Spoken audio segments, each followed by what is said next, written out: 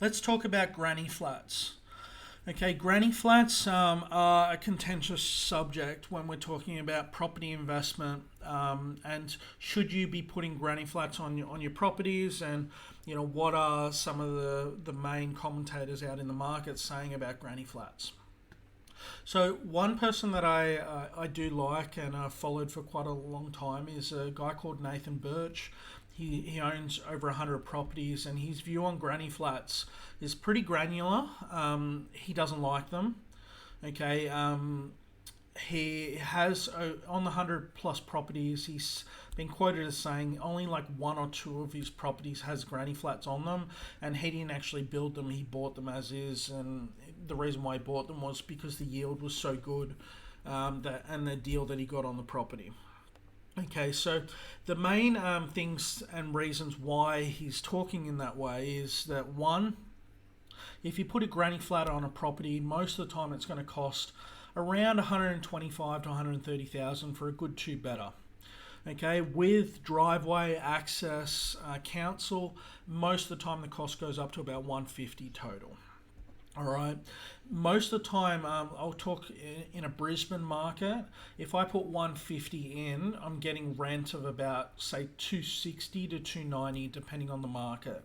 So on that 150, I'm getting close to an 8.5% to 9% yield. And once you blend it in with the owner occupied in the front, most of the time you can get a yield of high sixes to low 7% range once you put the granny flat in.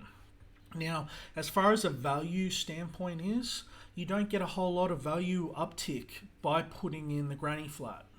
Okay, so if a property's 400 and you paid 150 to get everything done, a lot of the time your value of the property is still going to be around that 550 mark. You haven't added a whole lot.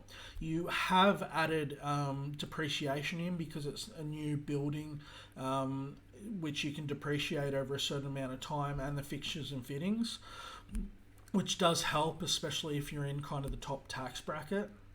And really, if you want to meld that into my investment property strategy, so I've got one in Newcastle, I've got two in Brisbane, I'm buying the third in Brisbane in probably less than 2 months in March. Every one of my Brisbane properties has the option of a granny flat.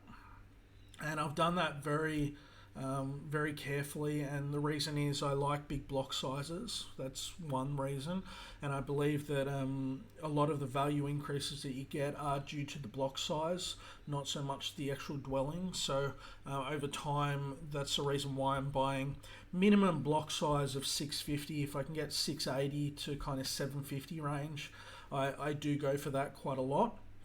Now, my next two purchases will most likely be in the south of Brisbane, and then anywhere between 350 to 450, and then my next two purchases will be in the north, which prices have run a little bit, so it'll be 500 to 600. So once all my portfolio is built out in the Brisbane market, I'll be at what I'll have 4 in the south and I'll have 2 in the north, so I'll have 6 total. Okay, every one of them has a granny flat option, and the yields that I could get up to would be around kind of high sixes to low 7% yields. Now, when I'm building this out, I'll get to about kind of 7 to 8 properties total. Now, I'm always going to have, because I'm self-employed, there's always the question that I've got to ask is, do I want to take the tax hit now, lodge my tax return early, and get my borrowing power up to buy my next set of properties? That's the main questions that I have to ask myself.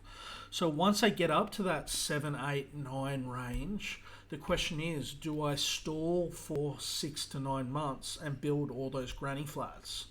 That's my main question, and the yields go up.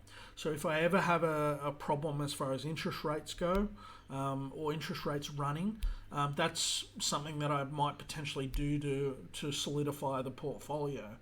Okay, I do agree that putting granny flats on a property, especially in the Australian market, does reduce the seller pool, or the buyer pool. Okay, so if you have a granny flat and you're renting out that in the main residence, and you go and sell on market, most of the time you're either selling to an investor or you're selling to a large family that want to put the older parents in the back granny flat. So you're severely reducing your selling options. Okay, so as far as I'm concerned, I never want to sell. So I want that cash flow, I want that cash cow, I want that rental yield. So as far as I'm concerned, I'm happy going down the granny flat option, but it's only going to be when I'm coming close to maxing out on that tax return, and then I make the decision on if I want to put, maybe 3 granny flats in at a time and do that over a kind of a 6-month period, and then do the next 3 the next 6 months. All right, so hopefully that gives you a good rundown on granny flats. What most people say regarding granny flats, what I'm doing personally in my portfolio regarding granny flats, and seeing my thought process and why I'm doing this in a certain way. So if you've enjoyed this video, hit the like button, and we'll see you on the next one. Have a great day.